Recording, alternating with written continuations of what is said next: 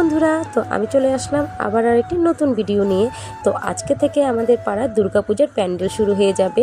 তো প্যান্ডেল হওয়ার আগে তো খুঁটি পুজো করতে হয়, তো তারই প্রস্তুতি চলছে। তো সের জন্য দেখো প্রথমে এই বাঁশটিকে ভালো করে জল ছিটিয়ে ধুয়ে নেওয়া হচ্ছে। তারপর বাঁশটাকে পুজো করা হবে, তেল সিঁদুর দিয়ে ভালো করে বরণ করে নেওয়া হবে।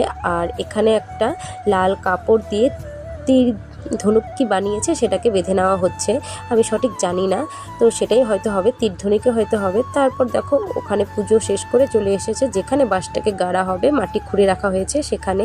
এখানেও তেল সিঁদুর দিয়ে ধান দুব্বা দিয়ে পুজো করে নেওয়া হচ্ছে। আর ভেবেই আনন্দ লাগছে যে পুজো চলেই এলো, আর দেখতে দেখতে 2 মাসও নেই, 1.5 মাস কি আছে হয়তো। আর তোমরা কারা কারা পুজোর শপিং শুরু করলে বলো তো? আমার কিন্তু এখনও হয়নি, তবে হবে। আর সত্যি কথা বলতে আমরা তো মধ্যবিত্ত ফ্যামিলির থেকে বিলং করি, তার জন্য আমাদের এত আগে পুজোর জামা কাপড় হয় না, কিন্তু আশা করি হয়ে যাবে।